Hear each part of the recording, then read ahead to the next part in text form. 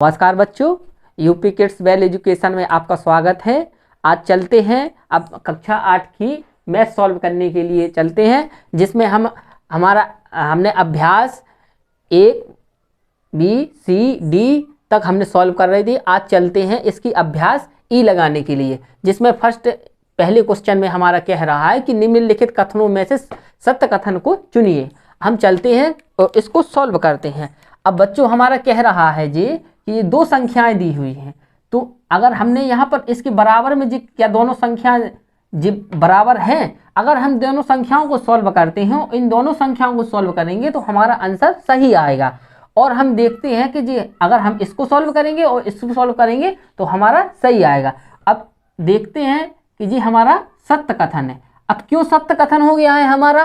क्योंकि हमने देखा है कि इसको इस साइड लिख दिया है और इस वाली संख्या को इस साइड लिख दिया है। तो किस नियम से लिख दिया है?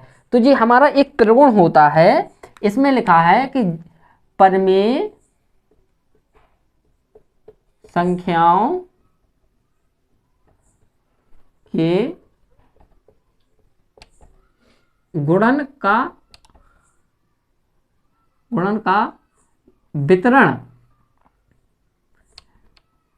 का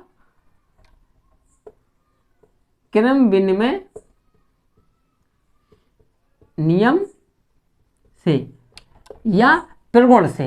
इस प्रकार से हमारा कह रहा है कि जो हमारी परिमेय संख्या होती है तो उन पे क्या लागू होता है कि गुणनफल का क्रम विनिमय त्रिगुण लागू होता है या क्रम विनिमय नियम लागू होता है। त्रिगुण को ही हम नियम कह सकते हैं।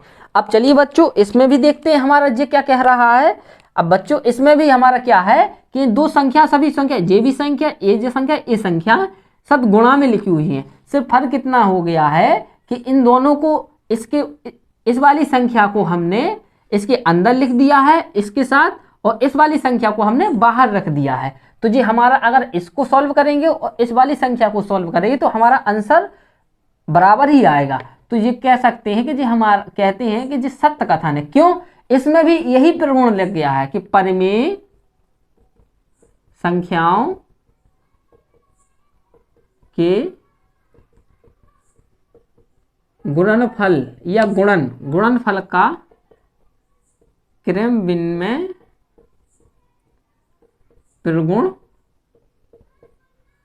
से, इससे जो हो गया है।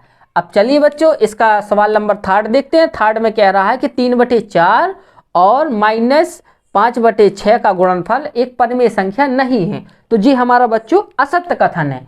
क्यों असत्य कथन है जी हमारा? जी हमारा असत्य कथन है। क्यों? हम जानते हैं बच्चों कि अगर दो संख्याओं का चाहे जब दो परिमेय संख्या दी है, अगर उनको जोड़ा जाए या उन दो परिमेय संख्याओं को गुणा किया जाए तो हमें एक परिमेय संख्या ही प्राप्त होती है। लेकिन हमारा कथन कह रहा है कि इनका जो गुणनफल एक परिमेय संख्या नहीं है। इस वजह से जी हमारा असत्य कथन हो गया। हम यहाँ पर लिख भी सकते हैं कि जब दो परिमेय संख्याओं का चाहे गुणा किया जाए या उनका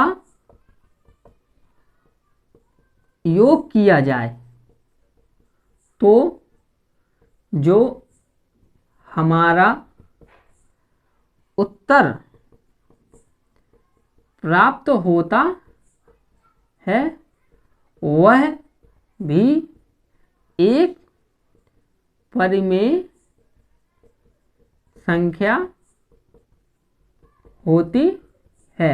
लेकिन हमारा कथन कह रहा है कि परिमेय संख्या नहीं है। इस वजह से हमारा ये कथन असत्य हो चुका है। अब चलिए बच्चों को देखो, सवाल एक जैसा ही लिखा है, बस फर्क इतना है कि ये सवाल देखो ये सवाल देखो, जी दोनों सवाल एक जैसे ही है। फर्क सिर्फ इतना है कि इन दोनों के बीच में गुणा का चिन्ह है, इन दोनों के बीच में प्लस का चिन्ह है। और इन दोनों का अगर प्लस का चिन्ह है तो इसका गुणा इसके साथ कर करके इस यहाँ लिख दिया और इसका गुणा इसके, क्योंकि हम जानते हैं कि इसका गुणा क्योंकि बड़ा कोष्टक है और बड़ा कोष्टक का जब इस सभी संख्याओं में गुणा करेंगे तो सब में एक एक संख्या में गुणा हो जाएगा। तो देखो जी इसके साथ भी गुणा हो गया और अलग लिख दिया और इसके साथ भी अलग गुणा करके अलग लिख दिया, क्योंकि इन दोनों संख्याओं के बीच में कौन सा चिन्ह था, प्लस का चिन्ह था।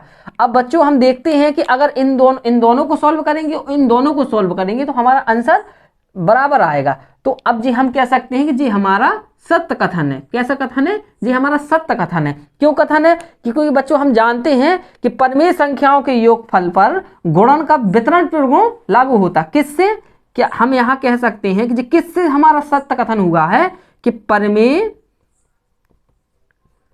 संख्याओं के योगफल पर गुणन का वितरण प्रगुण लागू होता है। इससे हमारा बच्चों जी हमारा इसमें जे वाला प्रगुण लागू हो गया कि परिमेय संख्याओं के योगफल, परिमेय संख्याओं के योगफल जी हो गए, परिमेय संख्याओं के योगफल पर गुणा, इसके साथ गुणा हुआ है, गुणा का वितरण, यहां पर हमने वितरण कर दिया, वितरण प्रगुण हुआ, क्योंकि इन संख्याओं का जो परिमेय संख्याओं के योग पर गुणा, इसके साथ गुणा किया है और यहां पर हमने वितरण कर दिया है इसका, तो वितरण प्रगुण लागू होता है। परिमेय संख्याओं के योगफल पर गुणन का वितरण प्रगुण लागू होता है। अब चलिए बच्चों सवाल नंबर हम 2 अब चलते हैं बच्चों। सवाल नंबर 1 हमारा कह रहा है, सवाल नंबर 1 कह रहा है कि 2/7 गुणे -11/8 बराबर -11/8 और 2/7। अब चलिए बच्चों इसमें देखते हैं कि इसमें क्या लिखा है। तो बच्चों अब इसको सत्य करना है कि हमने गुणा की क्रिया के द्वारा सत्यापित करना है। तो हम सत्यापित कैसे कर सकते हैं, क्योंकि इसमें एक प्रगुण लगा है। कौन क्या लगा है इसमें एक प्रगुण लगा है, एक प्रगुण लगा है। जो प्रगुण लगा है वो कह रहा है कि परिमेय संख्याओं का जो गुणनफल होता है वो क्रम विनिमय नियम का पालन करता है। उससे ये सत्यापित हो जाएगा हमारा। क्या कहेंगे इससे, किससे सत्यापित करेंगे, अगर हमको लिखना है कि सत्यापित करके ऐसा डैश का चिन्ह लगा के हम सत्यापित करने में एक कथन लिख देंगे कि जो परिमेय संख्याओं का गुणनफल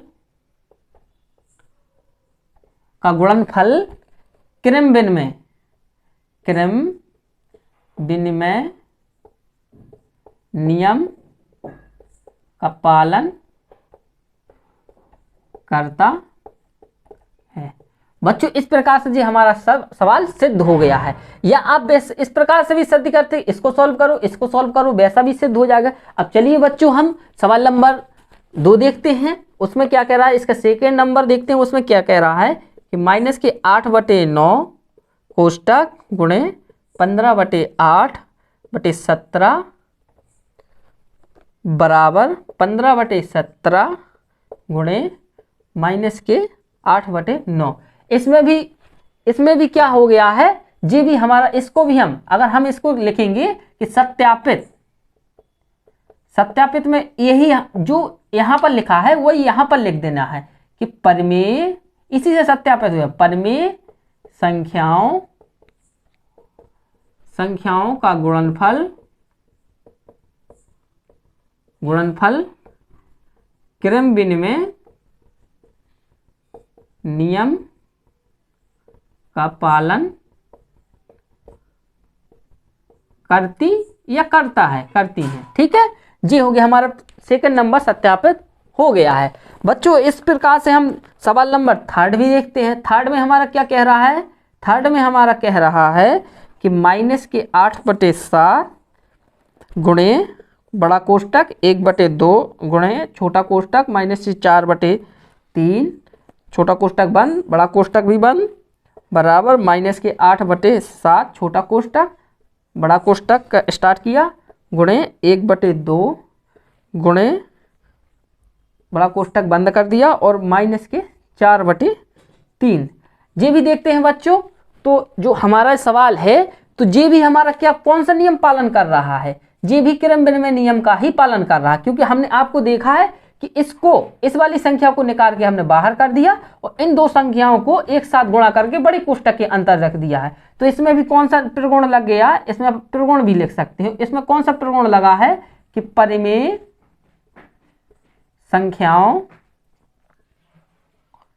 संख्याओं का गुणनफल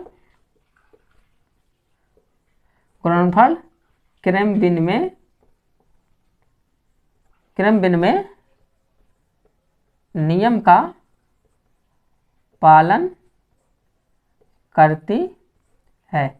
इस प्रकार से बच्चों हमारा सवाल नंबर 2। चलिए बच्चों अब सवाल नंबर 3 देखते हैं। इसमें लिखा है निम्नांकित में रिक्त स्थान की पूर्ति कीजिए और उनमें प्रयुक्त प्रगुणों को लिखिए। हमें रिक्त स्थान की पूर्ति करना है और उसमें जो प्रयुक्त प्रगुण है उसको भी हमें लिखना है। तो हमने यहाँ पर देखा है आपका जो सवाल नंबर फर्स्ट, इस तीसरे के जो फर्स्ट में कह रहा है आपका कि 2/11 गुणे कोष्टक के अंदर -3/7। तो हमने इसको इस साइड लिख दिया और इसको, तो हमारे जो वितरण प्रगुण आपने अभी बताया हमें पिछली बार सवाल में, वही यहाँ पर लिखा है। तो यहाँ पर कौन सा आ जाएगा, यहाँ पर आ जाएगा 2/11 आ जाएगा। कौन सा आ जाएगा जी हमारा 2/11 आ जाएगा। अब बच्चों इसको x मान के भी कर सकते हो, फिर इसको नीचे जाएगा, फिर जे कट जाएगा तो हमारा जी प्राप्त हो जाएगा। तो इसमें कौन सा प्रगुण लगा है, हमारा प्रगुण लगा है इसमें कि परिमेय संख्याओं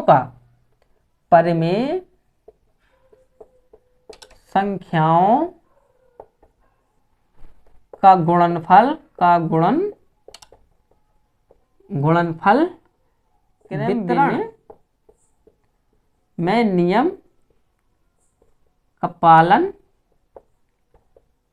करती है। जी वाला प्रगुण लगा है। अब चलिए बच्चों इसमें इसका सवाल नंबर 2 देखते हैं। सवाल नंबर 2 में कह रहा है बच्चों, सवाल नंबर 2 में कह रहा है कि पहले ही इसमें डैश डैश दे दिया, डैश डैश गुणे बड़ा कोष्टक चालू है इसका 2/3 गुणे 3/-2 कोष्टक बंद, छोटा बड़ा कोष्टक इसका बंद हो गया है, बराबर बड़ा कोष्टक चालू, छोटा कोष्टक चालू, माइनस छोटे कोष्टक में 11/3 माइनस के, और गुणे डैश डैश और बड़ा कोष्टक बंद, और इसमें गुणे छोटा कोष्टक में 3/-2 देखा है। तो बच्चों इसमें देख रहे हैं हम कि इसमें 2 जगह डैश डैश का चिन्ह रिक्त स्थान हमें दिया है। अब हम किस प्रकार करेंगे, तो इसमें देखेंगे हमको कौन कौन सी संख्या हमारी लेफ्ट साइड में दी है और कौन सी संख्याएं हमारी राइट साइड में दी है, या परिमेय संख्या हमारी कौन सी राइट साइड में दी है, कौन सी लेफ्ट साइड में दी है। तो बच्चों आप देखते हैं कि हमारा जो 11/3 है, तो हमारा 11/3 इसमें नहीं दिया है, तो हम यहाँ पर इसके बगल में कौन सा लिख देंगे, -11/3 लिख देंगे। जी हमारा इसका आंसर हो जाएगा 11/3 लिख देंगे। इस वाली संख्या में कौन सी संख्या नहीं दिख रही है, इस वाली तो 11/3 तो ये इसमें नहीं दिख रही, तो इसमें आ जाएगी। अब जी इसमें -3/2, तो 3/2 हो गया। इसमें कौन सी 2/3 नहीं दे रही, इसमें 2/3। अब इसमें कौन सा प्रगुण लग गया, इसमें प्रगुण से ही हुआ है सॉल्व। जी हमने कहाँ से सॉल्व किया है, तो प्रगुण से। हमने अभी इसमें भी बताया यही वाला प्रगुण लगा है कि परिमेय संख्याओं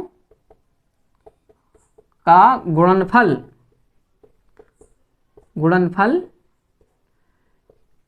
क्रम विनिमय प्रगुण का पालन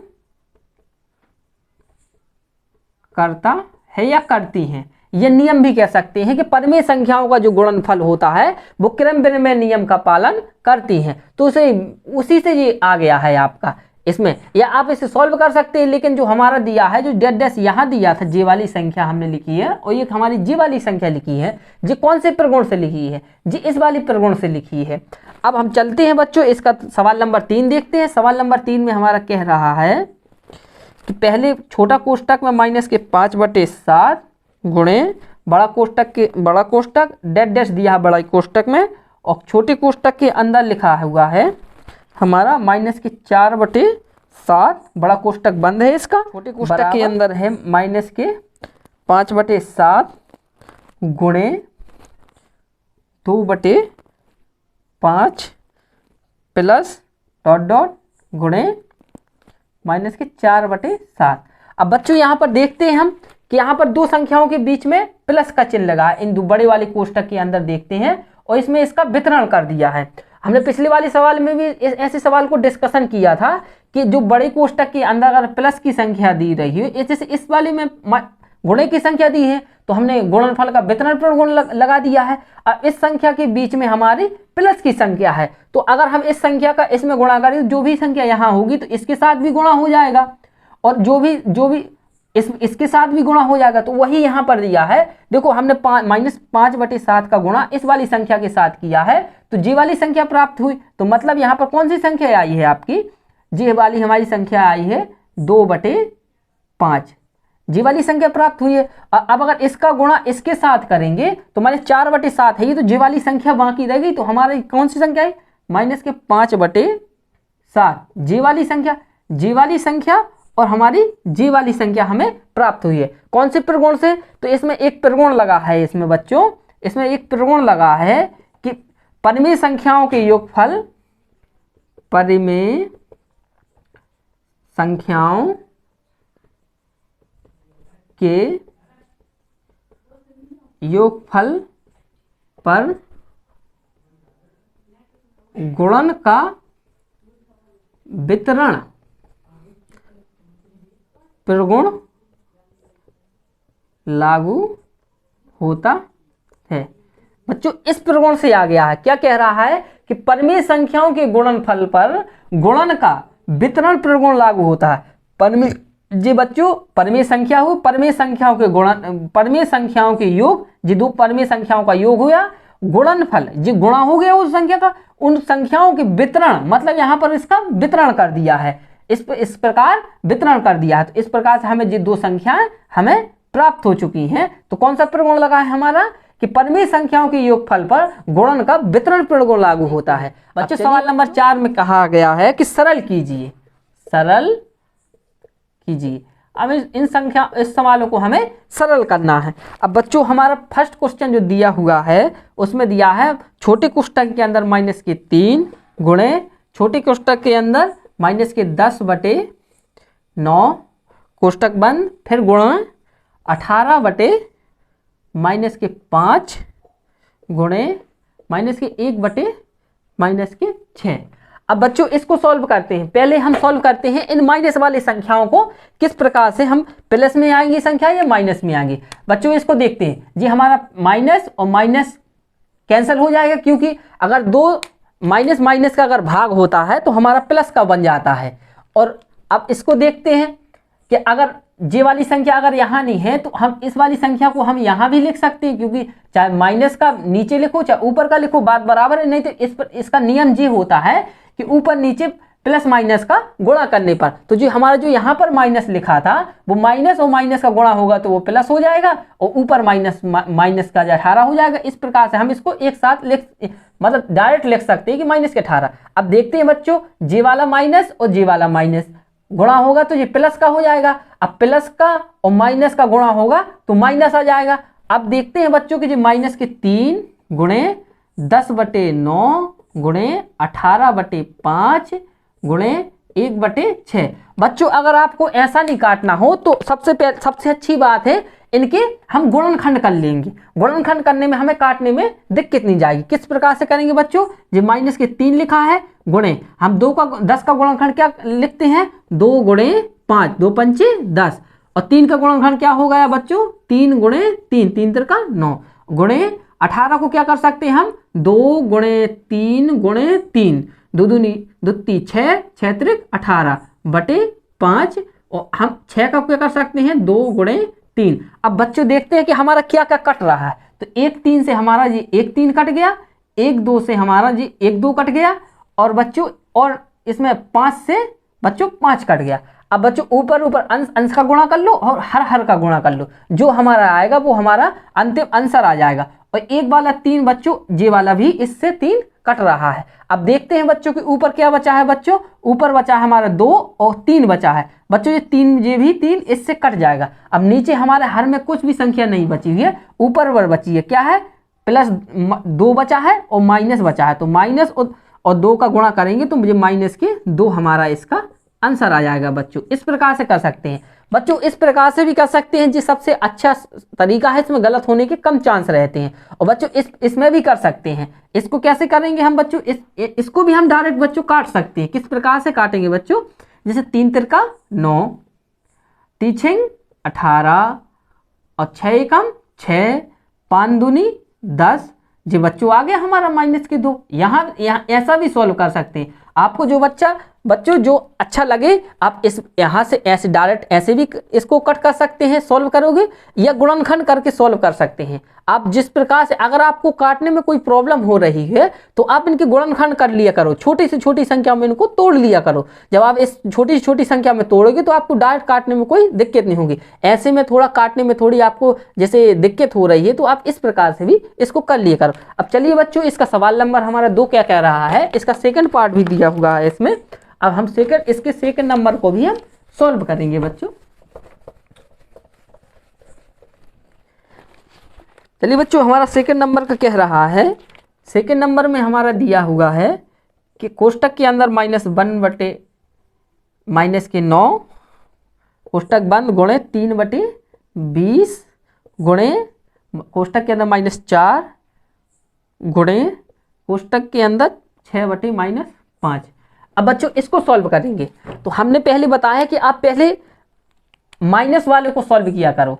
तो हम इसको क्या लिख सकते, जी हमारा माइनस माइनस कट जाएगा जी, तो ये हमारा कितना आएगा 1/9 गुणे 3/20। अब बच्चों देखते हैं, जी प्लस का है और जी माइनस का है, जी प्लस और माइनस ये हमारा कट, माइनस माइनस हमारा जी कट जाएगा, क्योंकि जी भाग के नीचे लिखा है, जी हर में लगा हुआ है माइनस है और जी अंश में लगा हुआ माइनस है। अगर हम इसके नीचे 1 मान सकते हैं ना इसका हर, तो जी हर में लगा हुआ है और जी अंश में लगा हुआ, तो इस प्रकार से जे और जे कट जाएगा। नहीं कट सकते तो आप कह सकते हैं कि इस वाली जो भिन्न दी हुई है, इसमें ऊपर नीचे माइनस का गुणा करने पर, तो अगर इसके नीचे माइनस का गुणा करेंगे और इसके ऊपर माइनस का गुणा करेंगे तो माइनस माइनस हमारा प्लस हो जाएगा और जी माइनस के 6 हो जाएंगे, माइनस के 6 हो जाएंगे और माइनस के 6 और माइनस के 4 गुणा करेंगे तो माइनस माइनस प्लस दे देगी हमारी संख्या। कौन सा बच्चा दे देगी, हमारी प्लस दे देगी। तो हमारा क्या जी प्लस का हो जाएगा, तो गुणे 4 गुणे 6/5। अब बच्चों इसको हम काट भी सकते हैं, जिस हमने पिछली बार जो बताया था उस प्रकार भी हम इसको काट सकते हैं, या जिस आप गुणनखंड करके भी आप इसको काट सकते हैं, और वैसा आपसे बनता है तो वैसा भी काट सकते हो आप। इसको कैसे काटे, 3 एकम 3, 3 तिरका 9। अब इसको काटेंगे 3 दूनी 6, 6 कट जाएगा बच्चा, और अब इसको 2 पंचे 2 धाम 20, 10 बार गया। अब बच्चे 2 दूनी 4 और 2 पंचे 10।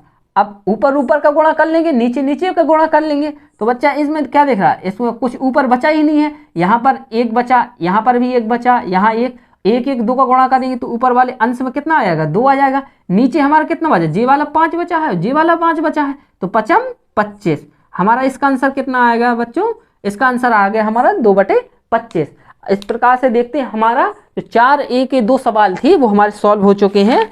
अब इसके हमारी ये वाली अभ्यास अब समाप्त हो गई बच्चों। इस प्रकार से हमारे ये 4 सवाल दिए थे हमने अभ्यास ई में, वो हमने सॉल्व कर चुके हैं। अब चलिए बच्चों, अब अगले दिन हम सवाल इसकी अभ्यास F सॉल्व करेंगे। अगर बच्चों आपको वीडियो अच्छा लगा हो तो हमारे वीडियो को लाइक एंड सब्सक्राइब और चैनल को सब्सक्राइब जरूर करें।